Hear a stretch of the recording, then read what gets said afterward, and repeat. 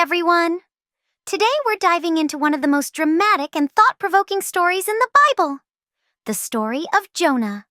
It's got everything: a runaway prophet, a terrifying storm, a giant fish, and a powerful message about second chances and God's mercy. Even if you don't know much about the Bible, this story has lessons we can all relate to. Let's start with Jonah. Jonah was a prophet, someone God chose to deliver his messages. One day, God gives Jonah a clear mission. Go to Nineveh, that great city, and warn the people to turn away from their evil ways. If they don't, their city will be destroyed. Now, Nineveh wasn't just any city. It was massive, powerful, and full of people living in ways that displeased God. Jonah didn't want to go. Maybe he was scared of their reputation, or maybe he thought they didn't deserve God's mercy. Either way, Jonah decides to run from God. Instead of heading to Nineveh, Jonah goes in the opposite direction. He heads to a port, buys a ticket, and boards a ship heading for Tarshish, about as far away from Nineveh as you could get in those days. Jonah might have thought he was escaping God's plan. But can you really hide from God? While Jonah is sailing away, God sends a massive storm. The wind howls, waves crash, and the ship is about to break apart. The sailors are terrified. These are experienced men, but this storm is different. It feels like something supernatural. They pray to their gods and throw cargo overboard, trying to save the ship. Meanwhile, Jonah is asleep in the bottom of the ship. The captain finds him and says, "How can you sleep at a time like this? Get up and pray to your God. Maybe he'll save us." The sailors decide to figure out who's responsible for the storm. They cast lots, kind of like rolling dice, and the lot falls on Jonah. They turn to him and demand answers. "Who are you? What have you done? Why is this storm happening to us?" Jonah confesses, "I'm a Hebrew, and I worship the Lord, the God of heaven, who made the sea and the land. I'm running away from him, and this storm is because of me." The sailors ask, "What should we do to stop this storm?" Jonah tells them, "Throw me into the sea, and it will calm down." At first, the sailors don't want to do it. They row even harder, trying to get back to land, but the storm only gets worse. Finally, with no other choice, they pray to Jonah's God for forgiveness and throw him overboard. The moment Jonah hits the water, the storm stops. The sea becomes calm, and the sailors are amazed. They worship God, offering sacrifices and making vows. But Jonah's story isn't over yet. Instead of drowning, Jonah is swallowed by a huge fish. Some say a whale. Imagine what that must have been like. Dark, slimy, and probably the worst smell you can think of. Jonah spends 3 days and 3 nights inside the belly of the fish. While he's there, Jonah prays.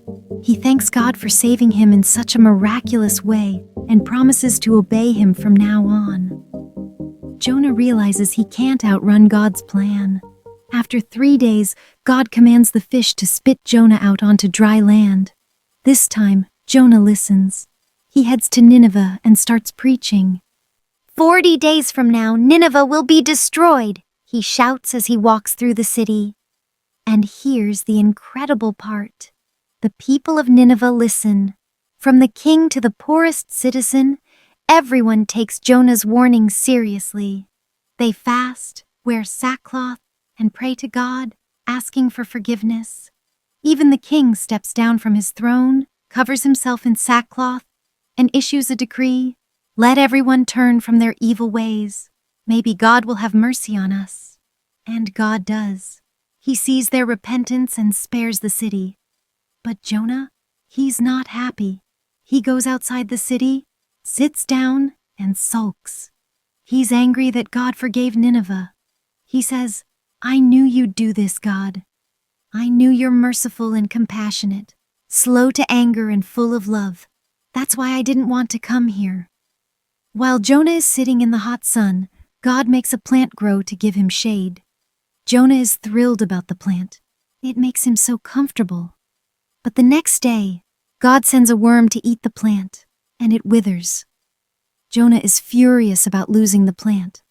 God says, "You're upset about a plant you didn't create. Shouldn't I care about the people of Nineveh, over 120,000 people who don't know right from wrong, plus all their animals?" And that's where the story ends. It's a powerful reminder that God's mercy is for everyone, even those we think don't deserve it. So, what can we learn from Jonah's story? First, you can't run from God's plans. No matter how far we go or how hard we try to avoid it, God's purpose will always find us. Second, God's love and mercy are bigger than we can imagine. It's easy to judge others and think they don't deserve a second chance, but God sees things differently. His mercy isn't about who deserves it. It's about His deep, unchanging love for all people. And finally, Jonah's story challenges us to examine our own hearts. Are there times when we've been like Jonah, resistant to forgiving someone or hesitant to follow what God is asking us to do? Or have we been like the people of Nineveh, needing a wake-up call to turn back to what's right? Here's a thought to leave you with. God's mercy is for everyone, and that includes you. No matter where you've been, what you've done, or how far you've strayed, God is ready to welcome you back and give you a second chance. So, what do you think? Have you ever experienced a moment when you knew you couldn't run from God? Or a time when someone forgave you in a way you didn't expect? Let me know in the comments. I'd love to hear your thoughts. Thanks for watching, and remember, God's love is for you, wherever you are, whoever you are. See you in the next video.